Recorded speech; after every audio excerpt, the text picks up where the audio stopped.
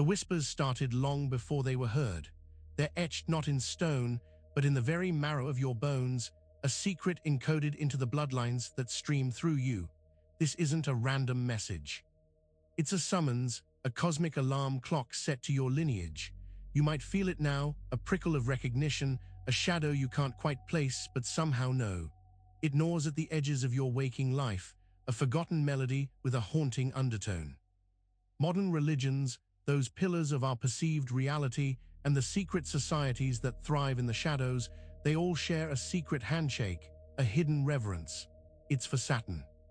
You see it in their solemn rituals, in the stark geometry of their sacred spaces, even etched into the very fabric of time we meticulously track. This revere for the ringed planet isn't a new fad. It's an ancient cult, a legacy passed down through millennia, threading its way from the grandeur of Rome and the mysteries of Babylon to the hallowed halls of Freemasonry. They understood something profound about time, something we've largely forgotten. Time, you see, isn't just a river flowing onward. For them, it was a tool, a carefully crafted cage designed to bind and to hold. As we begin to peel back these layers, you might find yourself nodding, a chilling realization dawning. Are you too a silent participant in this grand, cosmic play? The path ahead offers no simple escape, only a deeper, more resonant connection to the ancient, watchful forces that continue to hold sway.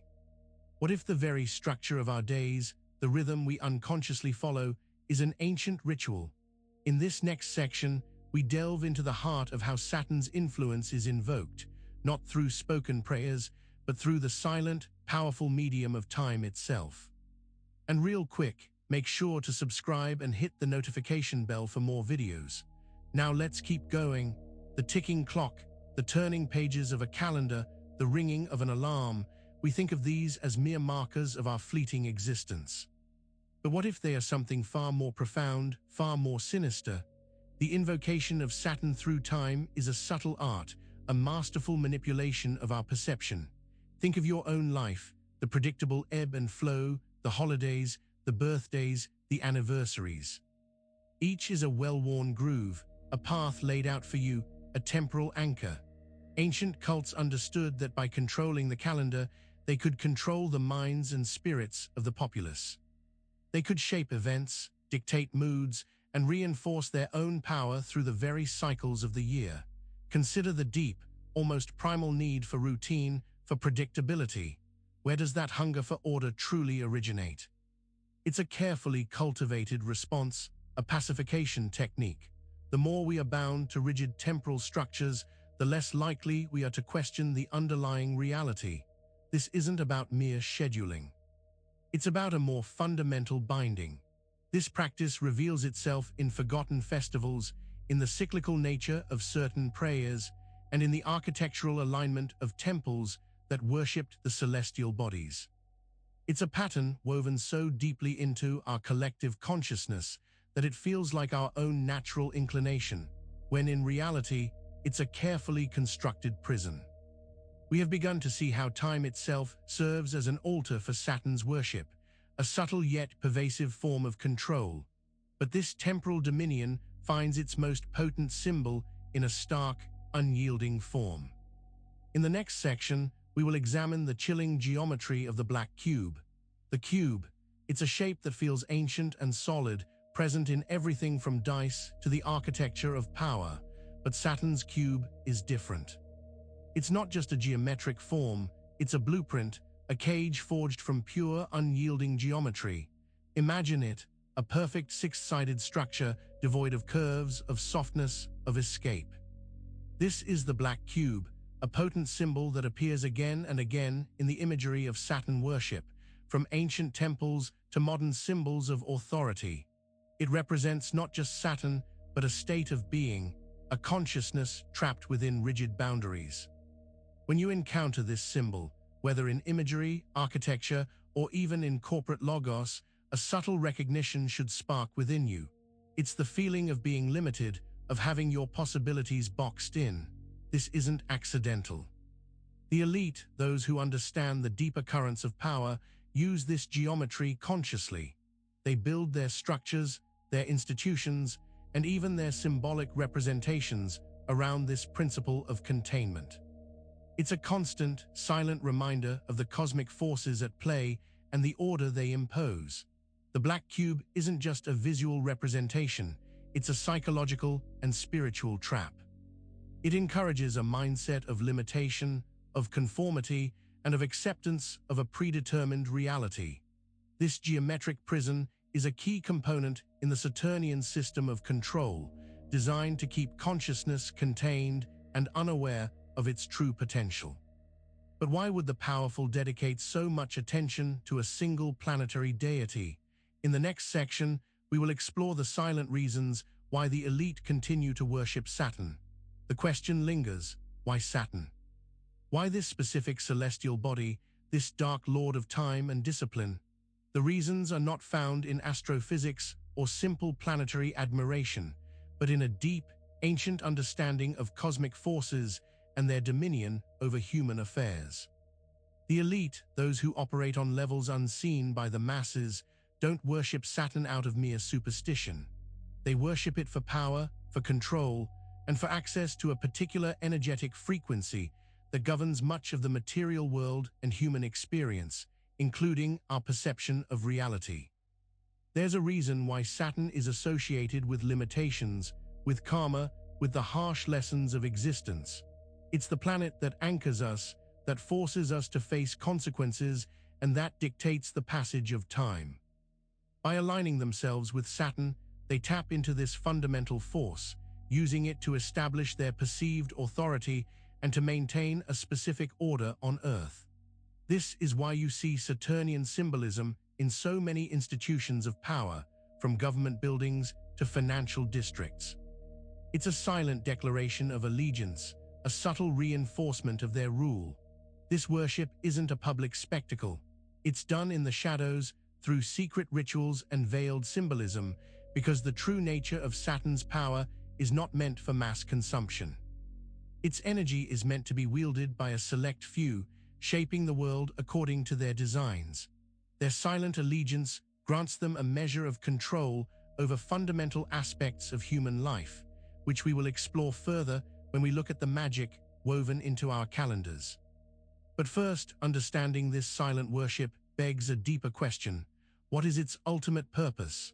In the next section, we will uncover the intricate ways calendar magic and temporal binding are used to enforce this dominion. We've touched upon the idea that time and calendars are not neutral tools, but instruments of control. Now, let's delve into the chilling specifics of calendar magic and temporal binding. Imagine time not as a linear progression, but as a series of energetic channels, pathways that can be manipulated, redirected, and locked down. The ancient priests and astrologers understood this deeply. They didn't just observe the celestial movements. They worked with them, imprinting specific intentions and influences onto the very fabric of time for future generations. When you look at the Gregorian calendar, or even older lunar calendars, you might see just dates and holidays. But beneath that surface lies a sophisticated structure designed to reinforce a specific energetic imprint, a constant hum that influences minds and spirits. Think of the designated holidays, the days of rest, the days of celebration, the days of remembrance. Each is an opportunity for a specific energetic download, a reinforcement of Saturnian principles. Discipline, restriction, and a return to the status quo. It's a form of mass hypnosis, where our collective experience of time is curated. The magic lies in the cyclical nature of these events, the predictability that lulls us into complacency. We are born, we live, we die, all within these temporal confines, rarely questioning the architecture of the cycle itself. Each year, the same patterns repeat, reinforcing the Saturnian grip, making escape seem not just difficult, but almost unthinkable. This binding through time creates a subtle inertia, a resistance to change that benefits those who seek to maintain their power. Having explored this temporal imprisonment, we must now turn our attention to the custodians of this system. In the next section, we will examine the weight of history and the Roman priesthood of death and law. The echoes of Rome still reverberate through our modern world, not just in language and law, but in the very structures of spiritual and temporal authority. The Roman priesthood was not merely a religious order. It was an entity deeply intertwined with the cosmic forces that governed their empire, particularly the influence of Saturn. They understood that true power lay not just in military might, but in the subtle manipulation of life, death, and the very laws that bound society. Their rituals were designed to harness Saturn's energies, cementing their dominion and ensuring obedience. Think of their concept of law: rigid, unyielding, often unforgiving. This mirrors Saturn's association with judgment, discipline, and retribution. The priests, in their dark robes, acted as intermediaries between the earthly realm and these powerful astrological forces, interpreting divine will and enforcing cosmic order. This wasn't a gentle guidance, it was an imposition. They were the architects of a system where every transgression had a consequence, where the cycles of life and death were meticulously observed and, in a sense, controlled. This Roman influence carried forward, shaping much of what we consider foundational in Western civilization. The very idea of a structured priesthood, of sacred rites, and of a divinely sanctioned legal system owes a debt to these ancient Saturnian devotees. They established a template for authority that persists today, a model where spiritual power and legal frameworks are inextricably linked, often cloaked in ritualistic dress. But this authority, this structure, is further reinforced by specific visual cues.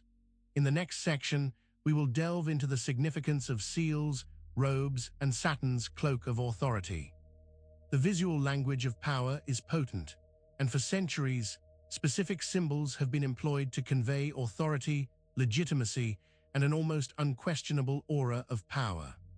When we speak of Saturn's influence, we often see a recurring motif: dark robes and enigmatic seals. These are not mere sartorial choices or decorative embellishments.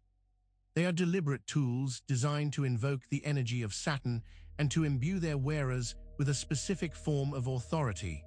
The dark robes, in particular, serve as a shroud, a way to abstract the individual and to represent a more ancient, impersonal force. Imagine entering a space where figures are draped in deep, somber colors, their faces often obscured. This isn't just about creating a formal atmosphere, it's about projecting an image of ancient wisdom and absolute judgment, akin to Saturn's own reputation. The seals, often intricate sigils or symbols, act as a metaphysical signature, a mark of allegiance to this Saturnian cosmic order. They are a silent declaration, a form of energetic branding that signifies adherence to a particular doctrine or hierarchy. For those who wield these symbols, there is a tangible gain in perceived authority. The robes and seals create a psychological effect, drawing upon our ingrained respect for tradition, mystery, and the unknown. They are part of Saturn's cloak of authority, a carefully constructed persona that commands reverence and compliance, often without the need for overt coercion. This ceremonial aspect, this performance of power, reaches its zenith in specific, often overlooked festivals. In the next section, we will explore the ancient reverie and symbolic inversion of Saturnalia. Beneath the veneer of discipline and law that surrounds Saturn lies an equal and opposite force, a celebration of chaos, a ritualistic inversion of established order. This is the essence of Saturnalia, a festival that, while celebrating Saturn, also embraced a temporary dismantling of societal norms. While often portrayed as a joyous, wine-fueled holiday, its deeper significance lies in its function as a release valve, a cyclical event that allowed for a controlled expression of chaos before re-establishing the Saturnian hierarchy. It was a testament to the fact that even in stringent systems, a degree of subversion is necessary for survival. During Saturnalia, social roles were often flipped. Slaves would be waited on by their masters, prohibitions were temporarily lifted, and a general atmosphere of revelry prevailed. This was not an accidental outpouring of joy, it was a calculated ritual. By allowing for this brief period of inversion, the established order could reinforce itself more strongly once the festival concluded. It was a way of showing the populace what chaos truly looked like, making the return to Saturn's structured rule all the more appealing and necessary. It's a profound psychological tactic, proving the old adage that you must break things down before you can rebuild them stronger. This celebration of inversion, this temporary overturning of the world, holds a deeper symbolic meaning that extends beyond mere merriment. It hints at the duality of Saturn's influence, its capacity for both restriction and, paradoxically, for the upheaval that can lead to new beginnings. Saturn's rings themselves, so iconic and visually striking, carry a similar duality. In the next section, we will explore the concept of the rings of Saturn as a form of frequency binding. The breathtaking spectacle of Saturn's rings, vast and luminous, captivates the imagination. But what if this iconic celestial feature is more than just celestial dust and ice? What if it represents a profound concept, a metaphysical construct that plays a vital role in the Saturnian schema of control? The rings of Saturn are often interpreted as a form of frequency binding. Imagine them as a cosmic antenna, a structured series of energetic waves that encircle the planet, creating a field that influences everything within its reach, including consciousness itself. This binding isn't physical, it's vibratory.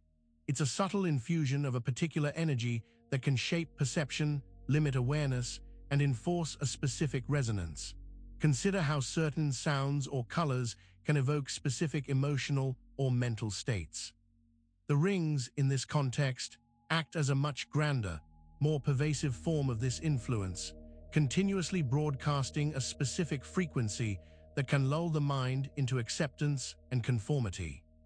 This extraterrestrial broadcast system, inherent in Saturn's very form, can influence our emotional states, our thought patterns, and our very sense of reality, keeping us attuned to a particular vibration. The power of this frequency binding lies in its subtlety. Much like background noise, it's easily overlooked, yet it continuously shapes our environment and our internal states. It serves as a constant reinforcement of Saturn's dominion, a cosmic hum that keeps consciousness tethered to a specific energetic gate. Understanding this vibrational lock is key to comprehending the deeper control mechanisms at play, and it brings us to a more personal aspect of this ancient system. In the next section, we will explore the enigmatic bloodlines of the Saturnian Brotherhood. The influence of Saturn is not a passive force. It is an active, guiding principle that has been passed down through generations, woven into the fabric of specific family lines. The concept of bloodlines of the Saturnian Brotherhood speaks to an ancient and persistent lineage of individuals who have consciously aligned themselves with Saturn's energies and principles. These are not merely people who happen to be born under Saturn's sign. They are inheritors of a specific purpose, a deep-seated commitment to upholding and perpetuating the Saturnian order across millennia. This brotherhood or sisterhood operates in the shadows, their true extent and influence often masked by societal structures they help to create. Their allegiance isn't to fleeting political powers, but to the enduring cosmic forces that Saturn represents: structure, law, discipline, and the cyclical nature of existence. They are the guardians of ancient knowledge, the keepers of rituals, and the silent architects of systems designed to maintain a specific energetic blueprint for humanity and the planet. Their genetic inheritance often correlates with a psionic aptitude, a sensitivity to these cosmic energies, allowing them to consciously engage with and direct Saturn's influence. The inheritance of these bloodlines is not just about DNA. It's about a spiritual and energetic legacy passed down through initiation, teaching, and veiled tradition. It's a lineage that has, at various times, occupied positions of power, subtly steering the course of history according to Saturnian principles. Their continued presence ensures that the influence of Saturn and the system it represents remains a potent force. But this persistent influence raises questions about its origin and its ultimate purpose within the grand cosmic narrative. In the next section, we will turn to ancient wisdom for guidance, exploring the Gnostic warning about Chronos. The Gnostics, those ancient mystics who sought inner knowledge and saw the material world as a flawed creation, offered profound warnings about the nature of time and the forces that govern our existence. Their concept of Chronos, often confused with the benevolent Greek god of time, represented something far more sinister, a temporal deceiver, a cosmic jailer. They understood that the linear progression of time, as we perceive it, could be a powerful tool for entrapment, designed to blind us to our true spiritual nature. The Gnostic warning about Chronos is a cautionary tale about the illusion of temporal reality. They believed that the material universe was created by a lesser, flawed deity, often called the demiurge, and that Chronos was his associate, instrumental in establishing the rigid, deterministic framework of time that keeps souls bound to the cycle of birth and death. This isn't about the simple passage of minutes and hours. It's about a fundamental energetic structure that prevents spiritual ascension. Chronos, in this view, is the embodiment of the limitations imposed by the material world, the architect of our temporal prison. He dictates the cycles of aging, decay, and rebirth, keeping humanity ensnared in a loop of ignorance and suffering. The Gnostics urged their followers to look beyond the perceived reality of Chronos, to seek the divine spark within themselves, and to understand the illusory nature of temporal existence. Their teachings were a radical departure from prevailing religious narratives, highlighting a profound distrust of the temporal order and the powers that enforced it.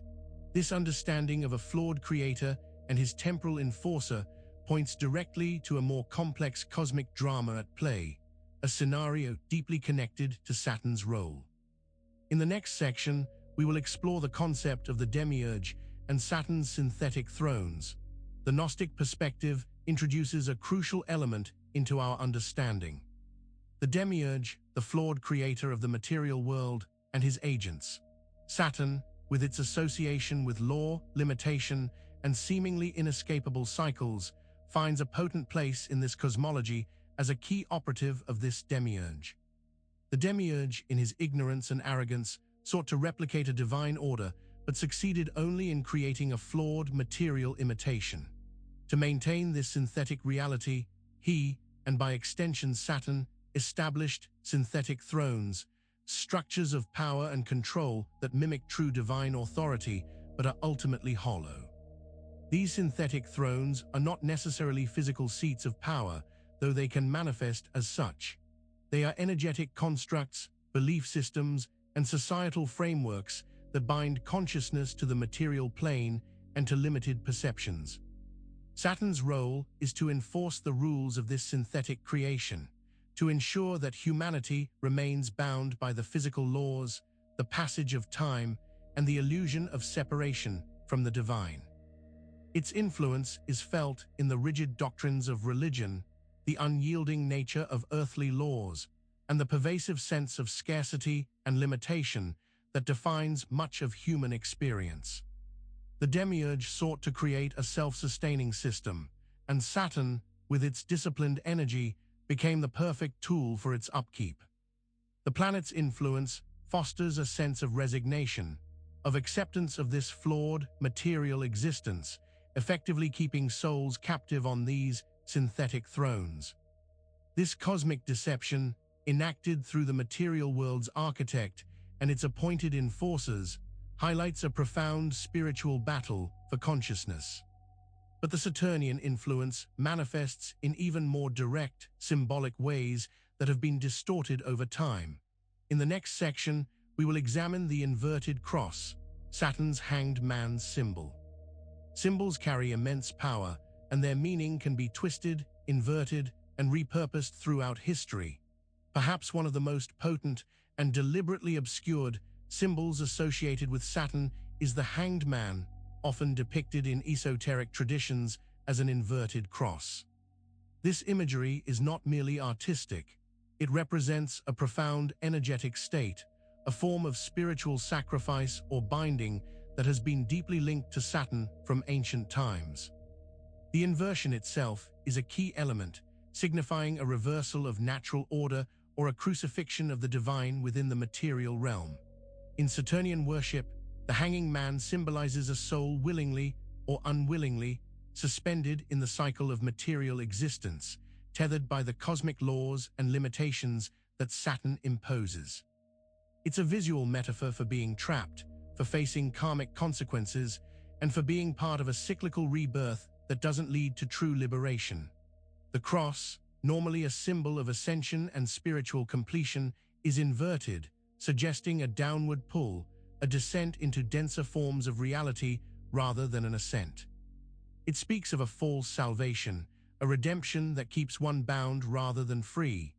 This symbol's pervasiveness, often hidden in plain sight, serves as a constant reminder of the Saturnian influence on human destiny. It whispers of souls caught on the wheel of reincarnation, of spiritual journeys that lead back to the starting point, reinforcing the idea that true transcendence is not found within the prescribed cycles. This imagery of a bound and suffering soul is deeply connected to fundamental religious concepts we often take for granted. In the next section, we will unmask the true origins of the Sabbath and the Saturnian Logos. The concept of the Sabbath, a day of rest and spiritual contemplation, is deeply ingrained in many religious traditions. However, its origins are far more ancient and tied to Saturn than most realize. The Sabbath is not a unique invention of a single religion. It is a deep echo of Saturnian observance, a structured pause within the relentless flow of time designed to reinforce its dominion. The Saturnian Logos, the underlying principle or divine word associated with Saturn, dictated not just the creation, but also the cyclical apportionment of time, including periods of enforced rest. The original association of the seventh day with rest, the pattern of weekly observance, can be traced back to ancient Babylonian and Roman practices that honored Saturn as the seventh celestial body in their cosmology. This mandated pause served a dual purpose. It allowed for a collective recalibration, a reinforcement of the established order, and it also served as a subtle acknowledgement of Saturn's ultimate authority over the cycles of existence. It's a day where the work, the striving, the individual will is meant to be suspended, aligning humanity with Saturn's principle of structured inactivity. What we perceive as a sacred day of rest is, in reality, a cornerstone of the Saturnian temporal binding system. It's a carefully orchestrated moment in the week to remind humanity of the cosmic clock and its master. This deep historical connection, this appropriation and relabeling of Saturnian practices, extends to other secret societies that have adopted and adapted these ancient rites. In the next section, we will examine how these themes are powerfully expressed within Freemasonry's Black Sun and Cube rites. Freemasonry, a fraternity steeped in symbolism and allegory, offers a fascinating lens through which to view the persistent influence of Saturn. Within their rituals and teachings, one finds potent echoes of Saturnian worship, particularly in the revered Black Sun and the recurrence of the Cube rites. The Black Sun, a concept found in various esoteric traditions, can be interpreted as Saturn's dark brilliance, its hidden power that governs the cycles of death and rebirth, restriction and eventual illusionary renewal. It represents a profound, often grim, understanding of the universe. Their ritualistic use of the black cube, a recurring motif in Masonic symbolism, directly echoes the geometry of entrapment we've discussed. This ritualistic engagement with the cube signifies an understanding and working with the forces of limitation, structure, and the binding nature of the material plane, all Saturnian attributes. The Black Sun, in conjunction with these cubes, suggests an acknowledgement of Saturn as a primary, albeit often hidden, force influencing creation and human destiny, especially as it pertains to our perception of reality and the passage of time. These rites are not presented as outright Saturn worship, but are encoded within Masonic degrees and symbols, allowing members to subtly engage with these ancient energies. The Brotherhood's pursuit of light within their dark temples often involves a journey through layers of symbolism that ultimately point back to the Saturnian framework of existence. This journey for understanding, for enlightenment within these dark rites, raises profound questions about the nature of our own perceived reality and the potential for being trapped in endless cycles. In the next section, we will explore the existential dread of time loops and the fear of eternal recurrence. The relentless repetition of cycles, the feeling of being caught in an endless loop, is a primal human fear. This is the core of time loops and the fear of eternal recurrence, a concept deeply interwoven with Saturn's influence on our perception of existence. Saturn, as the planet of karma and consequence, embodies the principle of return, of facing what has been sown. The fear isn't just of death, but of dying and then being forced to repeat the same life, the same mistakes, eternally. This is the ultimate Saturnian prison. Imagine living a life, experiencing its joys and sorrows, only to find yourself reborn into the exact same circumstances, destined to walk the same path, make the same errors, and experience the same pain. This is the chilling possibility that the fear of eternal recurrence presents.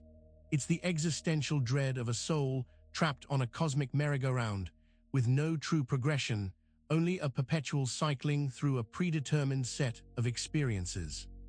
The rings of Saturn, in this context, become an infinite loop, a boundary from which escape is seemingly impossible. This fear taps into the darkest corners of our psyche, suggesting that our efforts, our struggles, and our spiritual aspirations might ultimately lead nowhere, simply to a reset button being pressed. The Saturnian system, with its emphasis on law, order, and consequence, can be interpreted as a mechanism designed to perpetuate these loops, ensuring that souls remain bound to the material plane and its lessons, never truly transcending. But what if this entire system, this pervasive influence, is constantly observed, its watchers never truly absent? In the final section, we will reveal the eye in the hexagon. Saturn still watches. The symbols of Saturn, the cube, the rings, the hexagon, coalesce into its ultimate emblem, an all-seeing eye within a geometric enclosure. This is not just artistic design. It is a profound statement of omnipresent observation and control. The eye in the hexagon is Saturn's signature, a silent declaration that the cosmic architecture of limitation, law, and cyclical entrapment it represents is constantly surveyed, its adherence meticulously monitored. It's a chilling reminder that we are, and have always been, under its watchful gaze. The hexagon, a pattern that appears frequently in Saturnian symbolism and even in nature, provides the framework for this vigilance. It is a structure of balance and resilience, but also of containment. Within this geometric boundary, the eye sees all. This signifies that every action, every thought, every deviation from the Saturnian script is noted. It's the ultimate accountability mechanism, ensuring that the established order remains intact. This cosmic surveillance fuels the fear of eternal recurrence, as there is no hiding from this omnipresent awareness. This enduring symbol speaks to the persistent nature of Saturn's influence. It's not a force that has waned with time, it has merely adapted, its methods becoming more subtle, its presence more integrated into the fabric of our reality. The eye in the hexagon is a final confirmation that the forces we've explored are not abstract concepts, but active, watchful intelligences still shaping our world and our souls today. Make sure to subscribe for more videos and hit that notification bell so you never miss a new video. We'll see you in the next one.